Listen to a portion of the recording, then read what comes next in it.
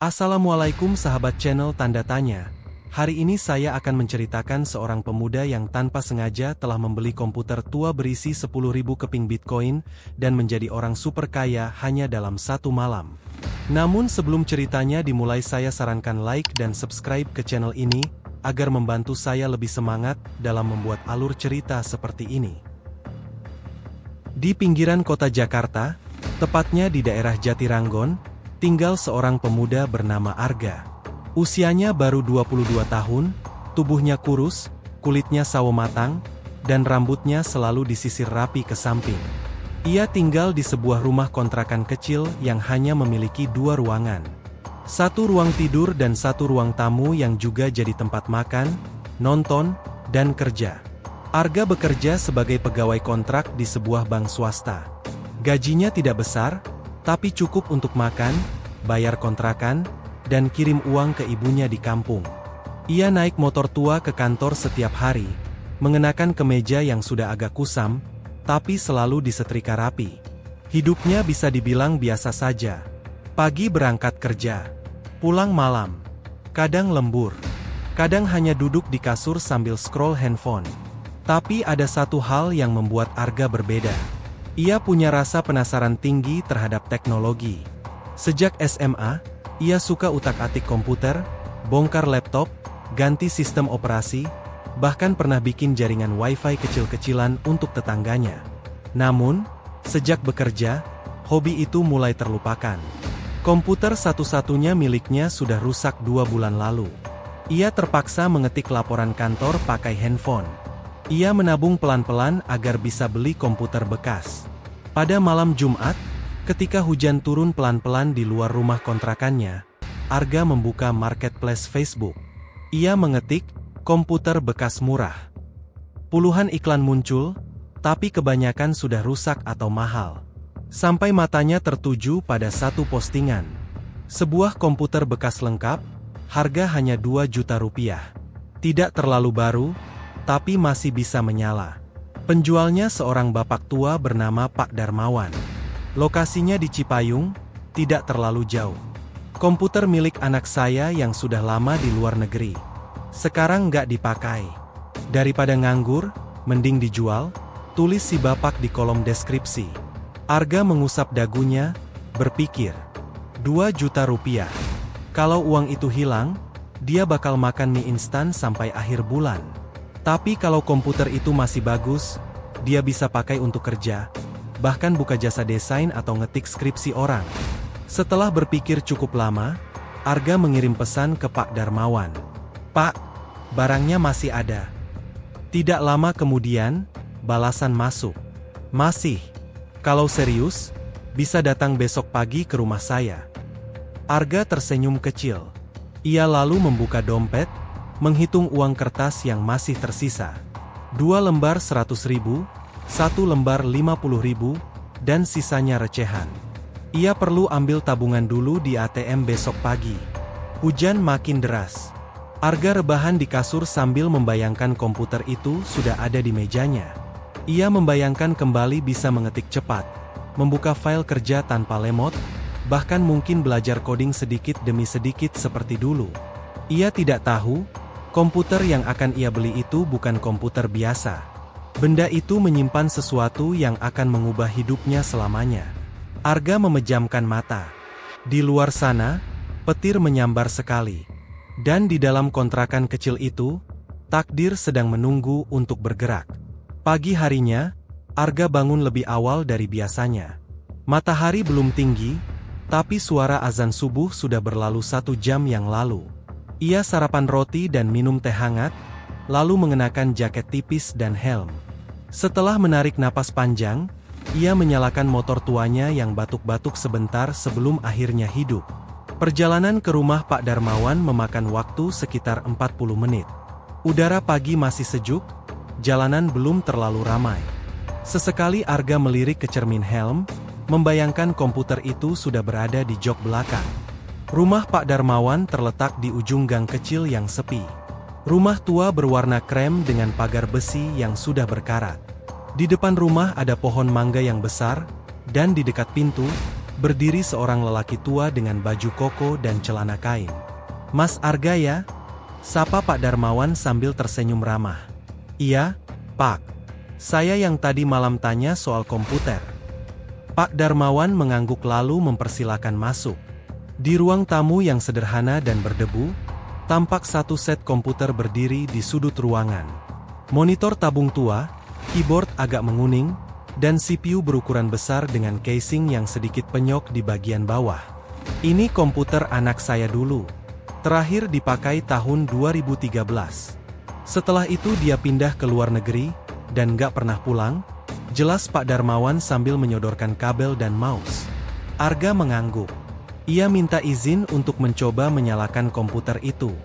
Dengan hati-hati, ia colok kabel ke stop kontak, tekan tombol power, dan komputer menyala. Meskipun lambat dan terdengar suara kipas yang berisik, tapi sistem operasi masih berjalan. Layarnya menampilkan desktop dengan wallpaper langit malam. "Lumayan juga ini," gumam Arga pelan. Setelah dicek beberapa menit, ia setuju untuk membelinya. "Komputernya saya bawa sekarang ya, Pak."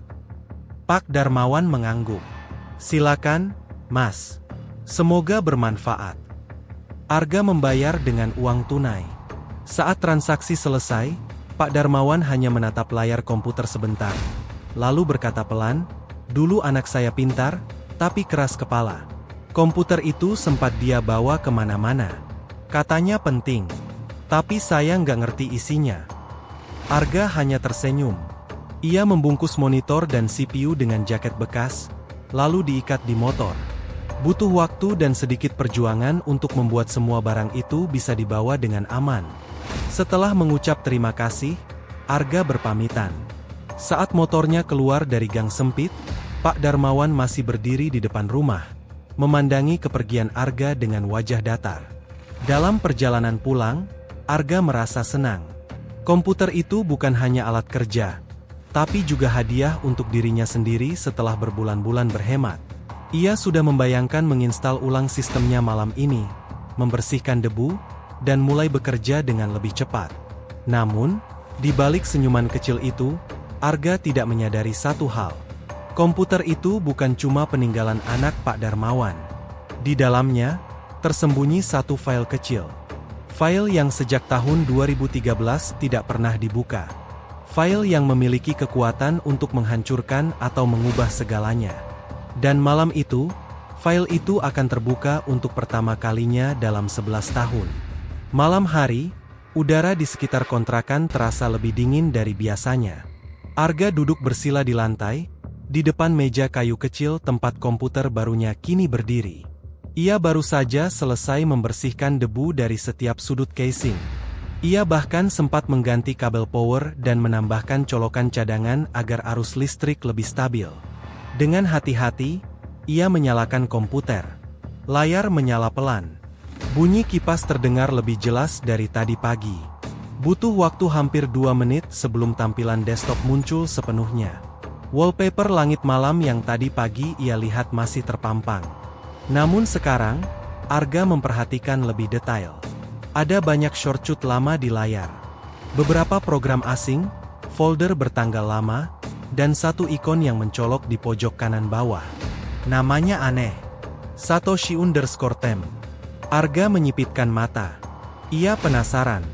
Folder itu tidak terkunci, tapi saat ia klik, muncul peringatan dari sistem bahwa beberapa file mungkin tidak dikenali. Dengan sedikit ragu, ia tekan tombol, lanjutkan.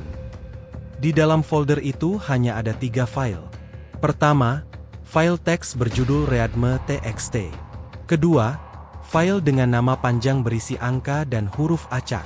Dan ketiga, sebuah file aplikasi dengan ikon petir berwarna kuning, tanpa nama jelas. Arga membuka file teks terlebih dulu. Tulisannya sederhana, tapi membuat bulu kuduknya berdiri. Jika kamu menemukan ini, berarti kamu telah mewarisi sesuatu yang besar. Jaga baik-baik. Ini bukan untuk dibagikan. Sid Prase, Jaalous Moonhammer Slow Coconut Brick Paper Glory Vanish Arrange Heavy Burst. Arga membacanya 2 kali. Ia tidak paham sepenuhnya apa itu Sid Prase. tapi ia tahu istilah itu berhubungan dengan dompet digital. Dulu ia pernah iseng baca artikel tentang mata uang kripto, dan tahu bahwa seed phrase adalah semacam kunci utama. Jika seseorang punya seed phrase, ia bisa membuka seluruh isi dompet digital yang terhubung dengannya. Arga menelan ludah. Ia buka tab pencarian, lalu mengetik cara menggunakan seed phrase. Dalam beberapa menit, ia mengunduh dompet kripto dari situs resmi. Programnya kecil, mudah dipasang. Setelah terbuka, ada pilihan untuk memulihkan dompet lama menggunakan seed phrase. Tangannya mulai gemetar. Ia mengetik satu persatu kata yang tadi ia baca. Lalu klik pulihkan. Aplikasi diam beberapa saat. Ada simbol lingkaran berputar di tengah layar. Prosesnya lambat, seperti komputer sedang berpikir keras. Sampai akhirnya, muncul tampilan saldo. Dan disitulah Arga terpaku. Angka itu tidak mungkin. 10,000 Bitcoin. Matanya melebar. Jantungnya berdetak makin cepat. Ia memukul pipinya sendiri, memastikan ia tidak bermimpi. Tapi angka itu tetap ada. Tertulis jelas. 10.000 Bitcoin. Ia kembali membuka situs berita kripto. Harga 1 Bitcoin hari ini adalah 1 miliar rupiah.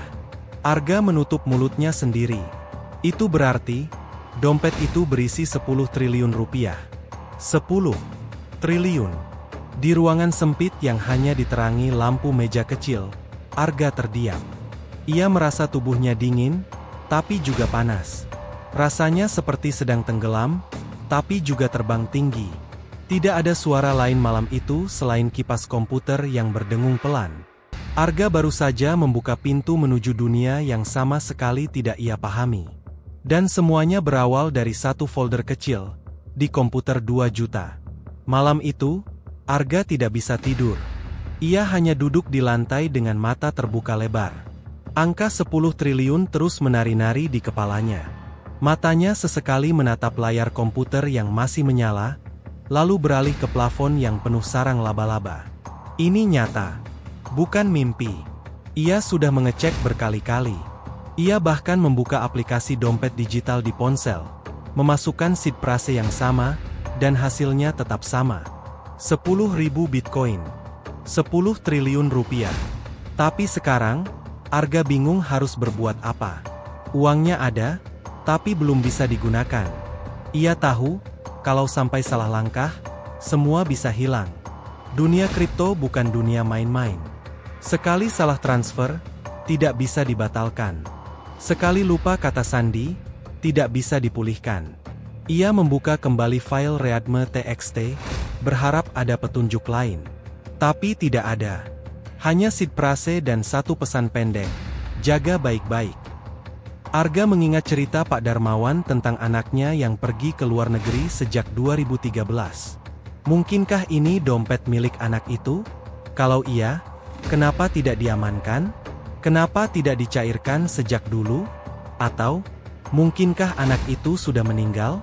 Pikiran itu membuat perut Arga mual. Ia tidak berniat mencuri. Tapi sekarang, dompet itu ada padanya. Ia yang punya seed phrase. Ia yang bisa mengakses isinya. Dan tidak ada seorang pun yang tahu. Jam menunjukkan pukul 3 pagi. Arga masih belum tidur. Ia membuka situs berita, mencoba mencari informasi tentang bagaimana mencairkan Bitcoin dalam jumlah besar. Tapi semua artikel terasa rumit. Ada yang menyebut soal pajak. Ada yang menyebut tentang pelacakan. Ada yang mengingatkan tentang bahaya diretas. Tiba-tiba, Arga tersadar. Komputernya belum diberi perlindungan. Ia belum menghapus koneksi jaringan. Belum memasang antivirus. Belum memindahkan dompet ke tempat aman. Dengan panik, ia segera mencabut kabel internet. Ia menyalin seed phrase ke kertas, lalu menyimpannya di bawah kasur. Ia juga menyalin file dompet ke flash disk. Tangannya masih gemetar, tapi pikirannya mulai sedikit jernih. Ia tahu, sebelum melakukan apapun, ia harus mencari orang yang bisa dipercaya. Seseorang yang paham dunia kripto. Tapi siapa? Teman-temannya di kantor hanya tahu tabungan dan kartu debit. Tidak ada yang pernah bicara soal Bitcoin. Tiba-tiba, Arga teringat pada satu orang. Namanya Bagas. Teman SMA yang dulu sering pamer mining kripto. Terakhir kali bertemu 2 tahun lalu, Bagas sudah buka jasa tukar koin. Arga menyimpan nomornya di ponsel lama, tapi mungkin masih aktif. Ia membuka kontak, mencari nama, Bagas. Ditemukan. Tanpa banyak berpikir, Arga kirim pesan. "Gas, lu masih main kripto?" Tidak lama, centang 2 biru. Balasan masuk. "Masih, bro. Kenapa? Mau beli?" Arga menelan ludah. Jantungnya berdetak lebih cepat. "Gue nemu dompet lama. Ada isinya. Banyak." 3 titik pengetikan muncul. Lalu hilang. Lalu muncul lagi. "Banyak tuh. Berapa?" Arga diam sebentar, lalu mengetik. 10.000 BTC. Tapi belum sempat ia kirim, ia ragu. Ia hapus angka itu, lalu ganti. "Lumayanlah. Tapi gue butuh bantuan. Bisa ketemu besok?" Bagas membalas cepat. "Bisa. Di mana?" Arga berpikir cepat. Ia tidak ingin terlalu terbuka. Tapi ia juga tahu, ia tidak bisa jalan sendiri. "Gue atur tempatnya. Nanti gue kabarin pagi." Setelah itu, Arga letakkan ponsel. Ia tarik napas panjang. Pikirannya masih kacau, tapi satu hal sudah pasti. Besok, hidupnya akan berubah. Dan siapapun yang tahu tentang dompet itu, bisa jadi teman, atau musuh. Pagi harinya, langit mendung menggantung di atas kota. Arga bangun dengan mata sembab. Ia hanya tidur 2 jam semalam. Pikirannya masih dipenuhi angka dan rasa takut. Tapi sekarang bukan waktunya untuk ragu. Setelah mandi, ia mengenakan jaket dan memasukkan flash disk berisi salinan dompet ke dalam kantong celana. Seed phrase ditulis ulang di kertas kecil, diselipkan dalam dompet.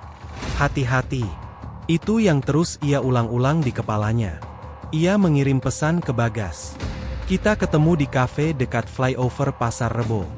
Jam 10. Tak lama kemudian, Bagas membalas. "Oke, bro. Gue OTW jam 9. Arga tidak langsung berangkat. Ia duduk dulu, merenung.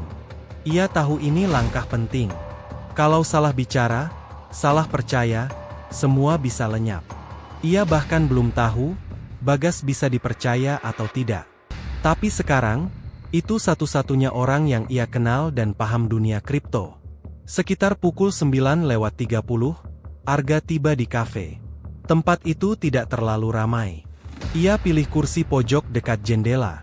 Duduk menghadap pintu masuk. Dari balik kaca, ia bisa melihat lalu lintas yang padat dan orang-orang yang berlalu lalang, tidak tahu bahwa seorang pemuda sedang membawa rahasia senilai triliunan rupiah di kantongnya. Tak lama, Bagas muncul. Badannya sedikit gemuk, rambutnya tipis, dan mengenakan hoodie hitam bertuliskan, "Hold." Ia tersenyum lebar dan langsung menepuk bahu Arga. "Wah gila, ga. Lama banget nggak ketemu. Lu masih kayak dulu aja." Arga hanya tersenyum kecil. Mereka saling basa-basi sebentar, lalu Bagas mulai bicara serius. "Jadi, lu bilang nemu dompet? Maksudnya?" Arga membuka laptop bekas miliknya. Ia tidak menyambungkan ke internet. Hanya menunjukkan tangkapan layar dari dompet Bitcoin yang ia simpan offline. Bagas melotot. Tangannya langsung menutup mulutnya sendiri.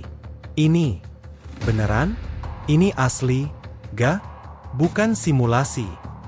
Arga mengangguk pelan. "Asli. Gue dapet dari komputer bekas. Udah lama nggak dipakai. Ada seed phrase-nya." Bagas mengusap wajahnya, lalu bersandar ke kursi. Wajahnya mendadak tegang. "Ga, ini nggak main-main. Lu sadar nggak? Lu bisa jadi target sekarang." Arga menatapnya dalam. "Makanya gue cari lu.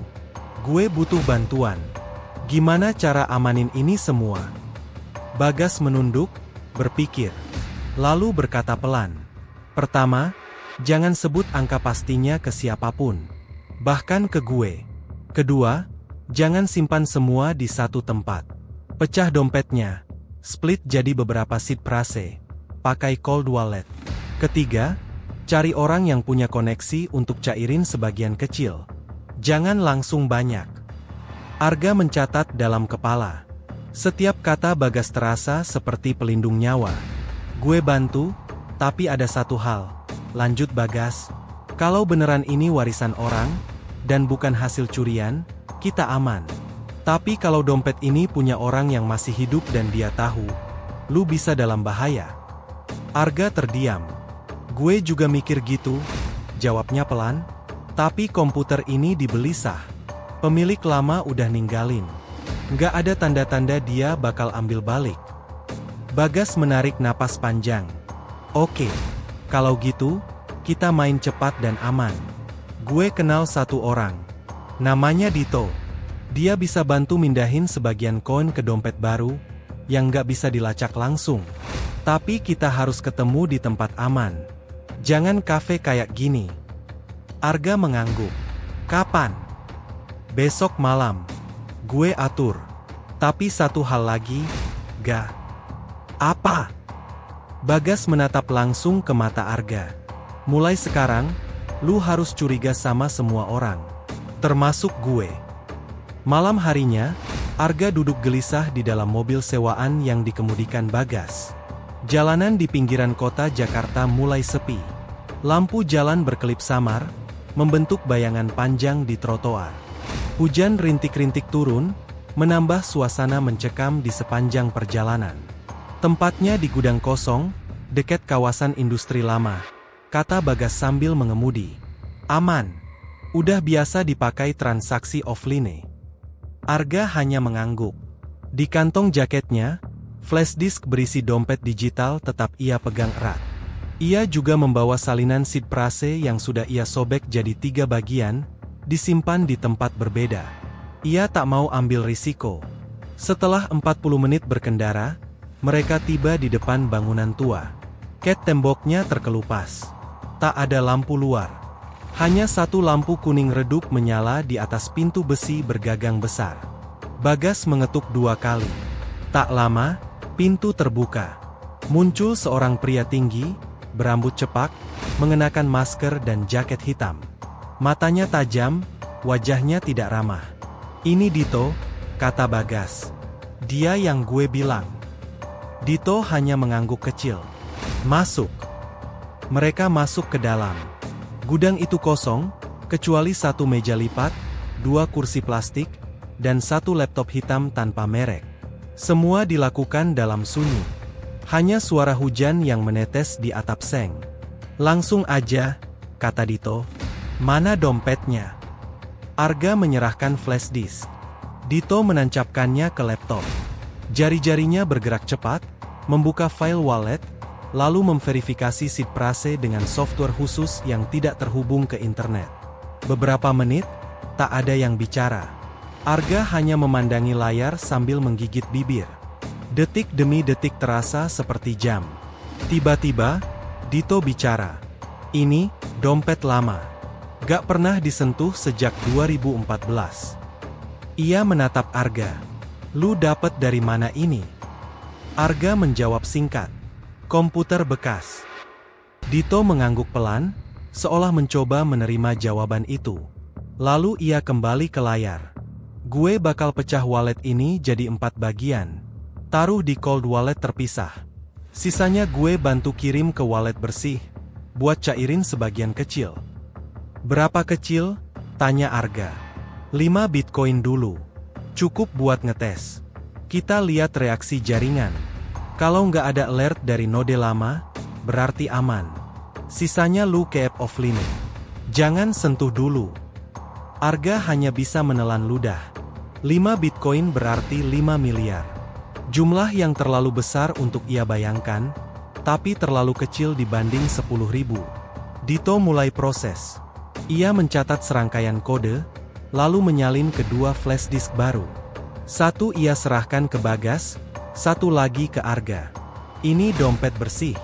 Simpan baik-baik. Jangan bawa online. Kalau bisa, taruh di tempat yang gak bisa dijangkau siapapun. Lalu Dito membuka dompet baru di laptopnya, dan mulai proses pengiriman 5 Bitcoin ke satu alamat khusus. Transaksi masuk jaringan, katanya. Kita tunggu konfirmasi. Beberapa menit hening. Layar hanya menampilkan satu garis biru yang terus bergerak. Hingga akhirnya, konfirmasi satu masuk. Aman. Dito menatap Arga dalam-dalam. Lu gak sadar, ya? 10.000 Bitcoin itu bukan cuma duit. Itu sejarah. Itu bisa jadi milik salah satu miner awal, atau bahkan punya jaringan besar. Kalau ada yang tahu, mereka bakal kejar lu sampai ke ujung dunia. Bagas menepuk bahu Arga. Makanya sekarang kita harus benar-benar hilang dari radar. Arga mengangguk, pelan. Ia sadar, semuanya sudah berubah. Hidupnya bukan lagi tentang angka di layar komputer bank, tapi tentang bagaimana menyimpan kekayaan yang bisa membuatnya jadi target semua orang. Saat mereka keluar dari gudang malam itu, hujan sudah reda.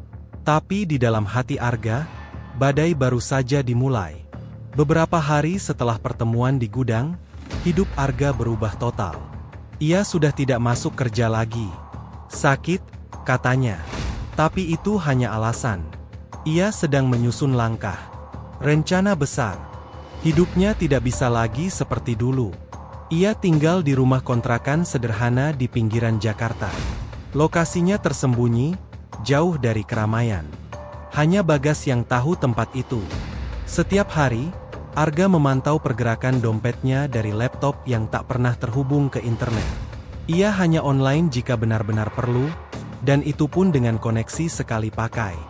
Setelah 5 Bitcoin pertama berhasil dicairkan lewat jaringan Dito, Arga menerima uang dalam bentuk rupiah lewat rekening tak langsung. Lewat beberapa lapisan, hingga tidak ada satupun pihak yang bisa melacak ke sumber aslinya.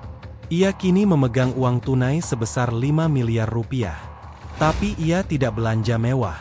Ia tetap makan nasi bungkus, naik motor sewaan, menyamar seolah tak terjadi apa-apa. Bagas mengingatkan satu hal penting. Lu bukan kaya. Lu sekarang target. Namun, diam-diam Arga mulai membuat perencanaan. Ia ingin melepaskan diri dari siapapun, termasuk Bagas.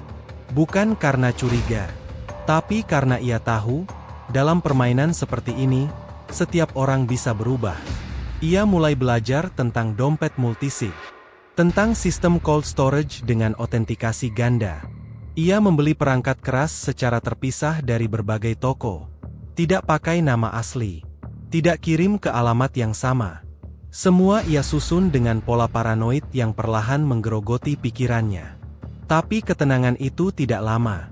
Suatu malam, saat ia sedang duduk menyalin kode dompet ke selembar kertas tahan api, ponselnya berbunyi. Nomor tak dikenal. Ia biarkan. Tapi kemudian muncul pesan WhatsApp. Dompet itu milik kami. Kami tahu kamu yang pegang. Arga terdiam. Jantungnya berhenti sepersekian detik. Ia baca lagi pesan itu. Tidak ada nama pengirim. Tidak ada foto profil. Hanya tulisan singkat, dan satu emoji jam pasir. Ia tidak menjawab. Tidak bereaksi. Tapi dalam hitungan menit, keringat dingin membasahi lehernya. Bagaimana mereka tahu? Apa yang salah? Ia langsung cabut baterai ponsel. Ganti SIM cadangan. Keluar rumah malam itu juga, naik motor, pindah ke tempat yang sudah ia siapkan jauh-jauh hari. Tempat yang bahkan Bagas tidak tahu. Malam itu ia tidur di lantai rumah kosong, hanya beralaskan jaket. Tapi ia merasa sedikit aman. Di sudut ruangan, sebuah brankas kecil tertanam di lantai, tersembunyi di balik ubin longgar. Di dalamnya, salinan seed prase dan 2 cold wallet kini tertidur. Seperti bom waktu yang bisa meledak kapan saja. Esok harinya, Arga mencoba hubungi Bagas. Tapi tidak aktif. Pesan tidak terkirim. Nomor seperti sudah tidak terdaftar. Panik, Arga membuka laptop dan memeriksa saldo dompet. Masih utuh. Tidak ada transaksi. Tapi kecurigaan tumbuh. Bisa saja Bagas menjual informasinya. Atau lebih buruk, diculik. Ia menyalakan radio kecil, berharap mencari kabar, tapi tidak ada berita apapun. Beberapa jam kemudian, satu pesan email masuk ke alamat yang tidak pernah ia pakai kecuali sekali, saat uji coba wallet. Kami bukan polisi. Kami juga tidak akan ambil semua. Tapi kamu harus bicara. Atau kami datang. Arga kini yakin. Mereka mengawasi. Mereka tahu.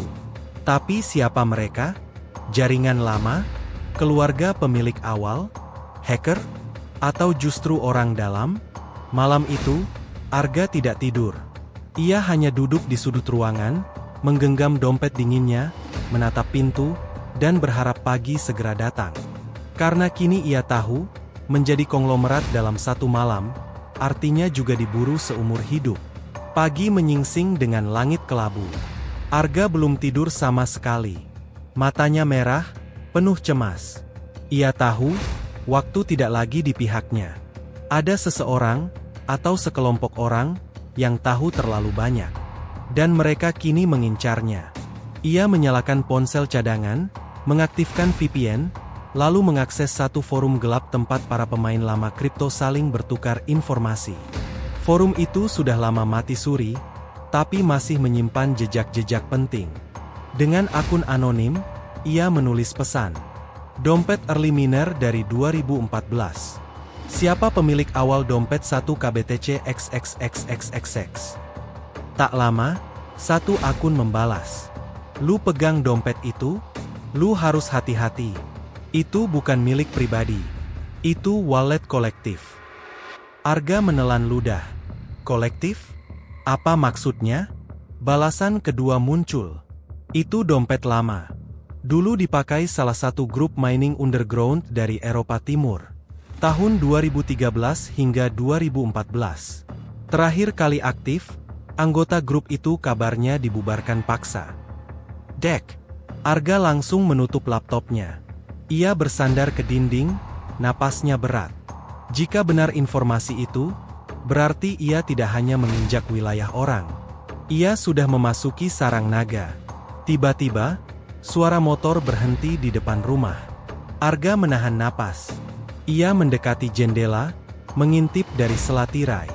Satu orang, berjaket, helm full face, tidak turun dari motor. Hanya diam. Beberapa menit. Lalu pergi. Arga langsung sadar. Waktunya hampir habis. Ia segera membuka dompet cadangan, memindahkan sebagian kecil Bitcoin ke wallet baru.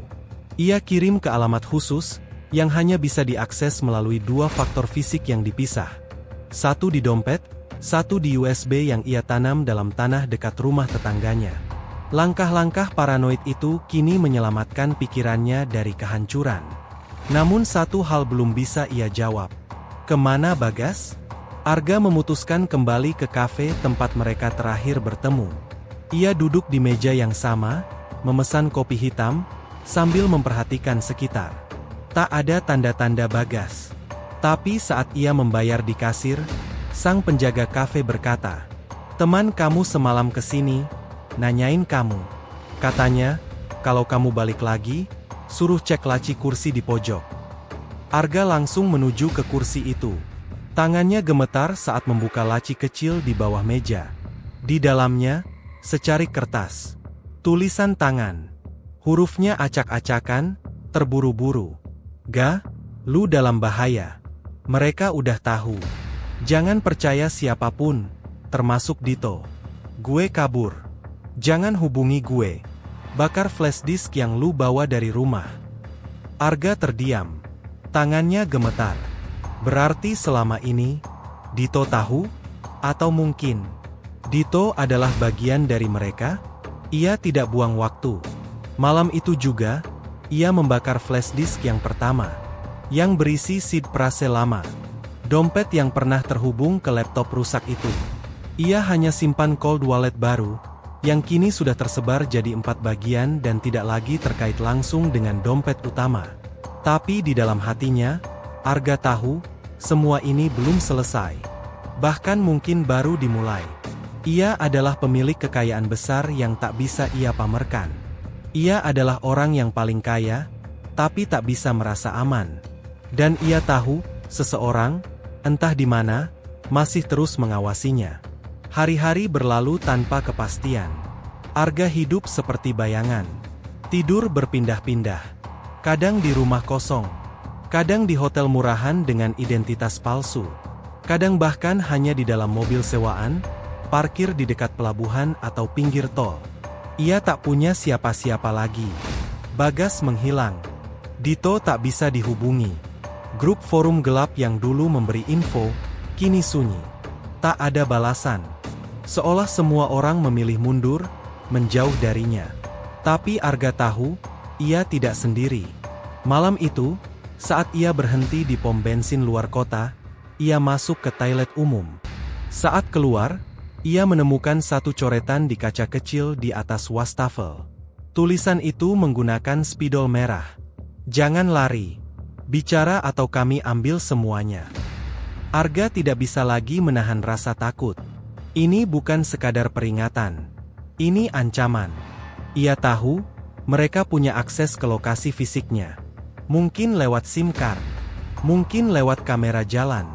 Atau lebih buruk, lewat seseorang yang pernah ia percaya.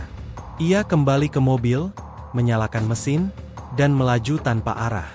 Ia hanya tahu satu hal, ia harus lenyap. Bukan bersembunyi, tapi benar-benar hilang dari sistem. Akhirnya ia memutuskan, satu-satunya jalan keluar adalah menghilang dari Indonesia. Bukan karena takut, tapi karena tidak mungkin menyimpan kekayaan sebesar itu tanpa terlacak di negeri ini. Bahkan dengan sistem paling canggih pun, semua tetap terikat regulasi dan mata-mata dunia nyata. Arga menghubungi satu orang dari masa lalunya. Seorang mantan nasabah bank yang pernah ia bantu diam-diam memindahkan dana besar ke luar negeri, tanpa melibatkan sistem pajak. Namanya Pak Roni. Usianya hampir 60 tahun. Mantan eksportir hasil bumi, kini tinggal di Johor Bahru. Lewat panggilan aman, Arga hanya mengatakan satu kalimat. Saya butuh tempat menghilang. Dan butuh saluran uang masuk yang tak kelihatan. Pak Roni terdiam sejenak. Lalu menjawab. Datang ke Batam. Sendirian. Jangan bawa apapun. Nanti saya urus sisanya. Arga mematikan ponsel, hancurkan kartunya, dan malam itu juga naik travel menuju Batam. Perjalanan panjang melewati hutan, jalanan rusak, dan pelabuhan kecil. Semua dilakukan tanpa kartu, tanpa identitas. Hanya uang tunai dan satu tas kecil berisi laptop offline, 2 cold wallet, dan satu buku catatan berisi kode terenkripsi.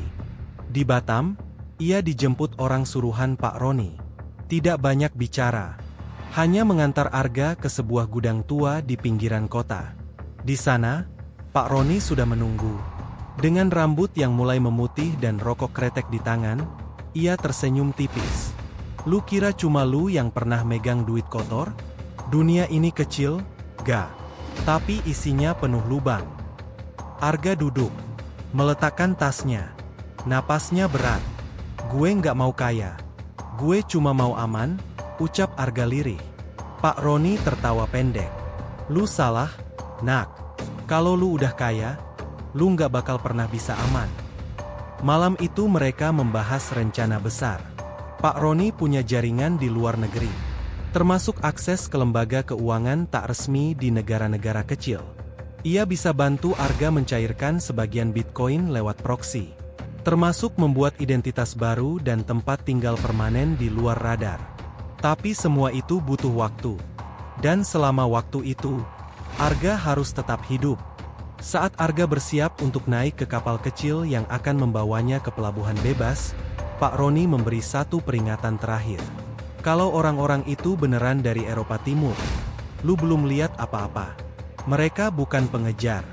Mereka penghukum. Arga mengangguk. Dalam hati, ia tahu, lari adalah satu-satunya pilihan. Tapi selamanya, bukan pelarian, melainkan perjuangan bertahan. Perjalanan laut menuju pelabuhan bebas itu memakan waktu hampir 5 jam. Arga duduk di pojok kapal kecil yang terombang-ambing di antara gelombang, wajahnya kaku. Satu-satunya barang yang ia peluk erat hanyalah tas kecil berisi cold wallet dan salinan kunci dompet. Malam menyelimuti lautan. Lampu-lampu kota makin menjauh, tenggelam di balik horizon. Di depannya, hanya gelap dan suara mesin kapal yang serak. Ia mendarat di sebuah pulau kecil di kawasan pelabuhan bebas. Tempat itu tidak ada dalam peta wisata. Tak ada jaringan, tak ada CCTV. Hanya gudang tua, satu bangunan penginapan, dan beberapa orang yang tidak banyak bicara. Di sanalah Arga hidup dalam bayang-bayang selama berminggu-minggu. Pak Roni mengatur semuanya, termasuk pembuatan identitas baru dengan nama asing, paspor palsu, rekening perusahaan lepas pantai, hingga dokumentasi seolah Arga adalah konsultan teknologi dari Ekuador yang sedang menetap sementara. Bitcoinnya mulai dicairkan perlahan-lahan, dalam pecahan kecil. Lewat jaringan lintas negara, menggunakan stablecoin, barter aset, hingga pembelian properti lewat proxy. Arga tidak pernah menyentuh uang itu secara langsung. Ia hanya menerima kode akses sementara untuk memindahkan sebagian ke rekening baru yang tidak terhubung ke dirinya. Hidup mulai terasa tenang, untuk sementara. Tapi malam-malam sepi di penginapan tua itu selalu disertai mimpi buruk. Arga sering terbangun dengan keringat dingin. Dalam mimpinya, ia melihat wajah-wajah tanpa nama, mengejarnya lewat lorong-lorong sempit. Suara langkah kaki di balik pintu. Dan satu suara yang terus berulang di kepalanya. Kami hanya ambil yang milik kami. Suatu malam, saat Arga sedang duduk di beranda, seorang pria asing datang. Berpakaian seperti pelaut, tubuh besar, berjenggot, matanya tajam. Ia duduk di samping Arga, lalu mengeluarkan sebatang rokok. "Lu Arga, ya?" tanyanya pelan. Arga kaget. Ia langsung berdiri, siaga. "Tenang. Gue bukan dari mereka," ucap pria itu lagi. "Gue mantan mereka. Namanya Miro. Dahulu bagian dari grup mining yang disebut-sebut forum gelap itu. Ia kabur 10 tahun lalu setelah grupnya dibubarkan paksa oleh pihak asing. Sejak itu, ia menyamar sebagai pekerja pelabuhan, hidup dari bawah. Ada dompet yang dulu kami kelola bareng. Tapi setelah bubar, satu orang bawa kabur kunci utama. Namanya Sokolov. Dan dompet itu, sekarang lu yang pegang." Arga terdiam. "Gue gak mau ambil. Gue cuma mau lu tahu, selama dompet itu masih ada. Selama lu masih hidup, mereka akan terus cari," ucap Miro, menatap laut gelap. "Lalu, harus gimana?" Suara Arga bergetar. Miro menghembuskan asap rokoknya. "Lu harus musnahin jejak. Bikin satu narasi baru. Biar kalau ada yang nyari, yang mereka temuin bukan lu, tapi orang lain." Malam itu, rencana baru lahir. Arga akan mati. Secara hukum, secara data, identitas lamanya akan dikabarkan meninggal dalam kecelakaan laut.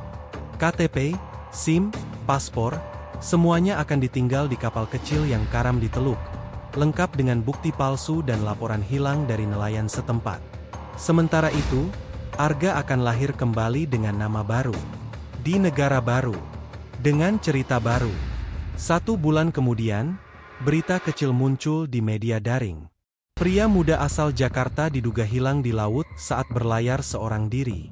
Polisi menemukan identitas dan barang pribadi di kapal yang terombang-ambing dekat pulau kosong. Tak ada yang curiga, tak ada yang peduli, karena Arga memang bukan siapa-siapa. Dan di tempat yang jauh dari semuanya, seorang pemuda dengan paspor biru tua berdiri di bandara kecil, menunggu pesawat menuju negara yang tak ada ekstradisinya. Ia menatap boarding pass-nya. Nama, Elias Navarro. Tujuan, Valletta. Di tangannya, satu koper kecil. Isinya, bukan pakaian, tapi masa depan yang dibeli dengan harga ketakutan. Dan ketika pesawat lepas landas, Arga, atau kini Elias, menyandarkan kepala ke kursi. Ia menutup mata, untuk pertama kalinya tanpa rasa was-was. Bukan karena semua sudah selesai, tapi karena ia telah menerima satu hal yang tak pernah ia sangka. Menjadi kaya dalam semalam, berarti harus siap kehilangan semuanya, termasuk diri sendiri. Terima kasih sudah menonton alur cerita kali ini. Jangan lupa untuk menekan tombol subscribe dan nyalakan lonceng notifikasinya agar tidak ketinggalan update cerita seru lainnya. Jika ada saran atau request alur cerita yang ingin dibahas, silahkan tuliskan di kolom komentar. Terima kasih banyak.